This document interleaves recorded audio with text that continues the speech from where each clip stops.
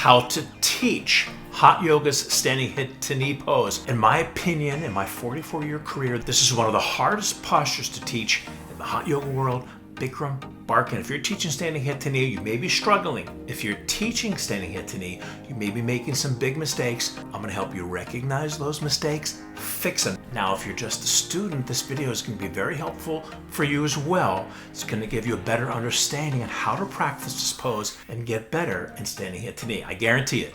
Now, before we continue on, if you're new to the channel, please consider subscribing, hit the notification bell. Any questions, concerns, comments, put them down below. I'm happy to get back to you.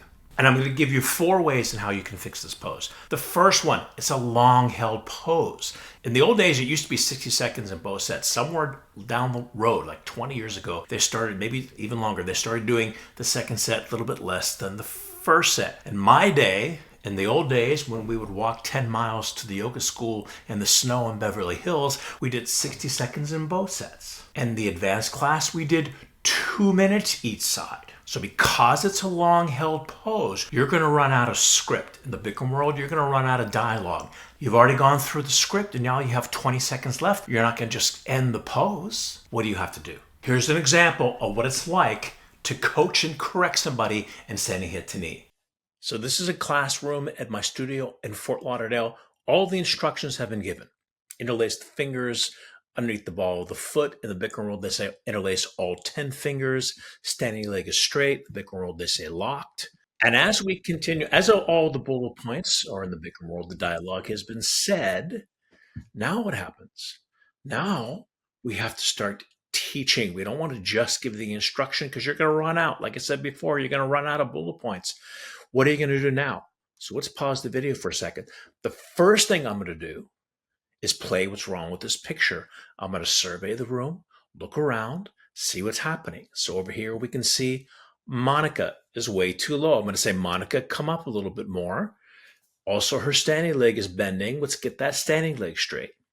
Over to the right is Libby. Libby's also too low. I'm going to say, Libby, bring your body a little higher. I like the upper knee a little bit above waist level to protect the lower back. Then look at Jane. She's a little too high. Bring your leg down a little bit. So here we are making instructions. Now, Janice over here, you can see her leg is a little too high, which as a warm-up, I don't mind because that gets the hamstring stretching. But when it's time for you to get into the next level, drop your elbows down, touch your head to the knee. Now you're going to bring your leg down to parallel to the floor. So let's continue on with the class. Now that I've made the corrections, got everybody on the right track, now I'm going to start coaching.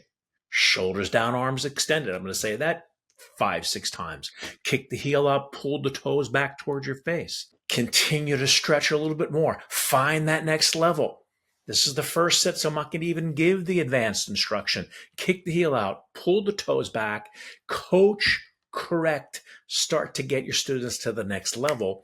Now, if you've been teaching for a while, over a year, let's say, then I'm going to encourage you to break script. Who does that better than anybody? Was Bikram. That's how I was taught. That's how I was raised as a yoga teacher. Back in the old days, Emmy Cleaves, Tony Sanchez, myself, Mary Jarvis, we were encouraged to calculate our own words way before there was what Bikram called a dialogue. So we were doing these techniques just naturally. If you don't break script, you're teaching the first day student the same way you're teaching somebody who's been coming to class for 3 weeks, somebody that's been coming to class for 1 year, somebody that's been coming to class for 30 years. You're teaching them the exact same instruction, and those instructions change and shift depending on your classroom. So you're going to look around and you're going to make those corrections, you're going to make those encouragements based on who's in the class. Here's some suggestions on what to say when you do break script. After you've run out of your bullet points, after you've exhausted the dialogue, and now you're looking around at your students and you want to make corrections, there are 3 different primary thoughts for beginning, intermediate, and advanced. The primary thought for the beginning students is to keep the standing leg straight and solid. Now, in the Barkan rule, we don't say lock the knee because, in my opinion, locking the knee implements a hyperextension. I did a video on that a while back. Check it out after you watch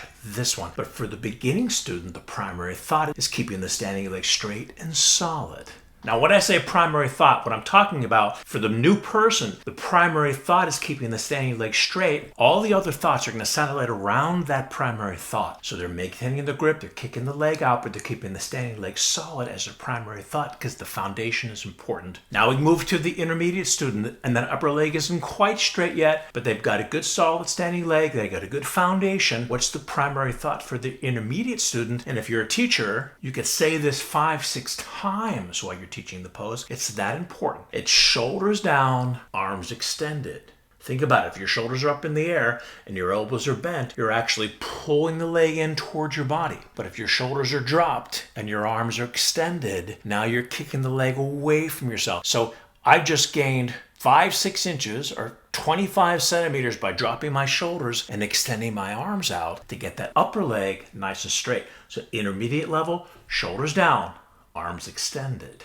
What's the primary thought for the advanced student? Now the standing leg is straight, now the upper leg is straight, and now it's important to understand to make this teaching cue. Only if the upper leg is straight, then we start dropping our elbows down, touching our head to the knee. But the primary thought for the advanced student is keeping the upper quadricep muscle engaged. So what happens is, if you're new to this pose, or if at least you're new to starting to bring your head to your knee, the upper leg starts to bend as soon as you start to drop your elbows down and touch your head to the knee. So to ensure that that leg doesn't bend, you keep the upper quadricep muscle engaged. Now all your thoughts of dropping the shoulders, curling in the spine, stomach in, is all around the primary thought of keeping the upper quadricep muscle engaged. And that brings us to the second mistake that I want you to think about. What happens is teachers are spending way too much time expressing the instruction for the advanced level. As I travel across the world teaching hot yoga in the Barkan and the Bikram world, I see that very few people in the class can get to the point where they can drop their head down and touch the forehead to the knee. 80-90% of the people in most classes that I've witnessed across the world for years and years and years, that upper leg is still bending, therefore they shouldn't be touching the forehead to the knee. So what happens is the teachers start giving the instruction, they're spending way too much time on talking about the instruction of dropping your elbows down, curling in your spine, and touching your forehead to the knee, and 90% of the students aren't even there yet. So you're giving an advanced instruction to the entire room. Doesn't make any sense.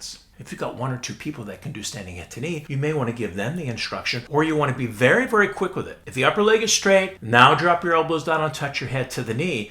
But the last thing you want to do is have that be the last sentence that you're teaching in that pose, because you don't want to give the instruction to the entire class to touch your head to the knee when they're not ready yet. So what you can do, after you've given a shorter amount of time on your instruction at the advanced level, then you say, for everybody else, what's the primary thought for the intermediate student? Shoulders down, arms extended. Let's kick that heel out to the mirror. Let's pull the toes back towards your face. Mistake number 3 is that the first set should be different in your communication and the way you're communicating the pose than the second set. Definitely should be different in your practice as well. The first set's an awareness set. The first set is an alignment set. We're checking our position, we're taking our time, we're trying to figure out what's going on with our posture in this body in this particular class. Now the second set, you're more warmed up. You've already been there, and now we can go a little further. And now as a teacher, you want to let your voice reflect the moment in the class. So the first set should be a setup voice, an encouragement coaching voice. The second set, we can start to push people a little bit more. Extend the heel out, pull the toes back, abdominals in, shoulders down, extend those arms out. If your upper leg is straight, touch your head to the knee. For everybody else, shoulders down, arms, kick the heel out a few more seconds and change. And number 4 is timing. Your timing needs to be as consistent as you possibly can make it, especially if you start breaking script and you start coaching and correcting. You want to make sure your timing is consistent, because if it's not consistent, your students are not going to trust you. On a rare occasion, I might be coaching somebody a little bit longer than I normally do and hold the pose a little bit longer, but for the most part, you can ask my students that have been taking my class on a regular basis. If you're on the Barkan Method membership, you can see there's over 500 classes that I teach. If you're interested, by the way, I put a link in the description below. But I'm very consistent with my timing. Therefore, my students trust me. And when they trust me, they know they have a time window. How long I'm going to hold the pose. Therefore, they're going to pace their energy accordingly. If they don't trust you and they think you're just going to talk forever, or you're going to end the posture too soon, they're just going to come out of it when they're tired. They're just going to stop. But if they know they have this amount of time, they have their own time clock in their head, now they can gauge it. They start at the beginning level, they move to the intermediate level, they go to their maximum position, maybe they hold it a little bit longer, but they have that window that you've created for them of consistency, so make sure your timing is consistent. Your goal as a teacher isn't just to recite the bullet points or regurgitate the dialogue. Your goal is to get your students to do the best possible yoga that they can. And the other way they're going to do that is if you give them individual attention and coaching and correcting.